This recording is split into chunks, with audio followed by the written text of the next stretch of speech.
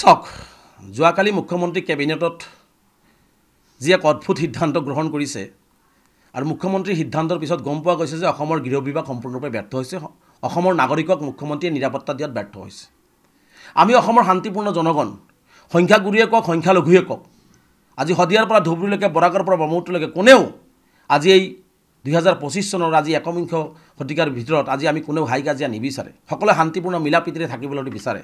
কিন্তু এইখন চৰকাৰে এই হিমন্ত বিশ্ব শৰ্মা ডাঙৰীয়াই অসমৰ মানুহক শান্তিত যাতে থাকিব নোৱাৰে অসমৰ মানুহৰ মাজতে বিভাজন সৃষ্টি হয় তাৰ কাৰণে তেওঁ এটাৰ পিছত এটা এনেকুৱা ধৰণৰ নাটক ষড়যন্ত্ৰ তেওঁলোকে ৰচনা কৰি থাকে দুৰ্ভাগ্যৰ বিষয় যে ভাৰতবৰ্ষৰ গৃহ বিভাগ আছে অসমৰ মুখ্যমন্ত্ৰী নিজেই গৃহ বিভাগৰ দায়িত্বত আছে কৰবাত যদি খিলঞ্জীয়া মানুহ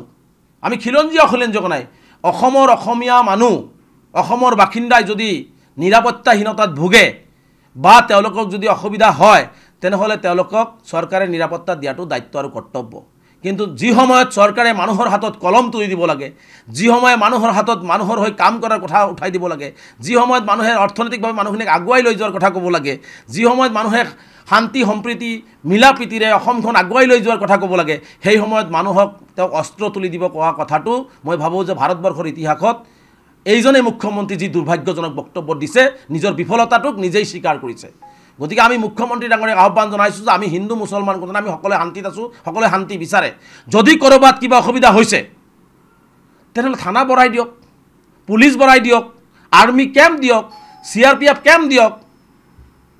তেতিয়া গৃহ বিভাগ শক্তিশালী হৈ আছে বুলি ভাবিম আমি আপুনি সেইবোৰ নকৰি হাতে হাতে মানুহৰ মৰণাস্ত্ৰ দি পেলাই আকৌ কিছুমান ঠাই বিশেষ উল্লেখ কৰি এনেকুৱা ঠাইবিলাকত কি ঘটনা হ'ল যে ইয়াত কোনো কিছুমান মানুহ সুৰক্ষিত কিছুমান মানুহ সুৰক্ষিত নহয় আজি কাজিয়া নহয় নেকি আজি কাজিয়া বৰাকত নহয় নেকি আজি কাজিয়া শিৱসাগৰত নহয় আজি ধুবুৰীত নহয় কাজিয়া কিছুমান মানুহৰ হয়তো মানৱ সমাজত কাজিয়া পাতি সৰু সুৰা ঘটনা পৰিঘটনা থাকে তাৰ কাৰণে কণ্ট্ৰল কৰিবৰ কাৰণে গৃহ বিভাগ ল এণ্ড অৰ্ডাৰ চিটুৱেশ্যন কৰিবৰ কাৰণে পুলিচ গতিকে পুলিচৰ জৰিয়তেই আইন শৃংখলা ৰক্ষা কৰিব লাগিব কিন্তু মানুহক যদি কোৱা হয় যে নিজৰ নিৰাপত্তা নিজে ল'ব লাগিব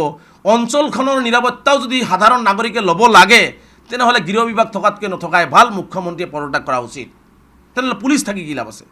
এটা অৰাজক পৰিৱেশ অসমখন এটা অগ্নিগৰ্ভ পৰিৱেশ অসমৰ মাজত এটা সংঘাত আনিবৰ কাৰণে এনেকুৱা ধৰণৰ কথা বাৰ্তাবিলাক মুখ্যমন্ত্ৰীয়ে কৈ অসমখন অস্থিৰ কৰি তেওঁ ৰাজনৈতিক মুনাফা লুটৰ বাহিৰে বেলেগ একো নাই গতিকে আমি স্পষ্টকৈ কৈছোঁ যে মানুহক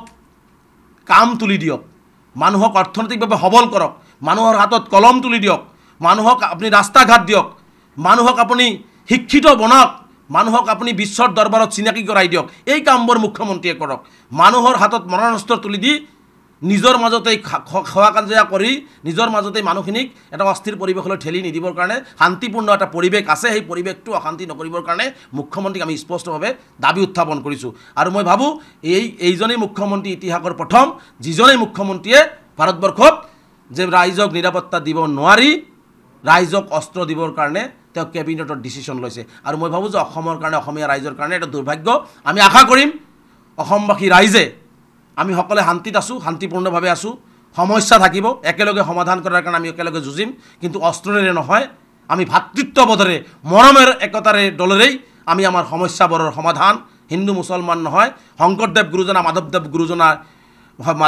আমাৰ আজান ফকীৰ গুৰুজনাই যি ধৰণে হাতে হাত ৰাখি মানে মানৱতাৰ জয়গানেৰে আমাৰ অসমখন আগুৱাই লৈ গৈছিল তেনেকুৱা এখন মানৱতাৰ অসমক আমি নিজেই কৰিম কিন্তু অস্ত্ৰেৰে আমি নগৰোঁ হিমন্ত বিশ্ব শৰ্মা ডাঙৰীয়া আপুনি যিমান অস্ত্ৰ দিব নিবিচাৰক কিয় আমি অস্ত্ৰৰে নহয় আমি মৰম আৰু ভাতৃত্ববোধেৰে আমাৰ সভ্যতা সংস্কৃতিৰে আমি আমাৰ সমাজখন শুদ্ধভাৱে গঢ় লৈ আগবাঢ়ি যাম হিমন্ত বিশ্ব শৰ্মা ডাঙৰীয়াৰ এই কুচক্ৰান্তত অসমবাসী ৰাইজে ভৰি নিদিব বুলি মোৰ দৃঢ় বিশ্বাস আছে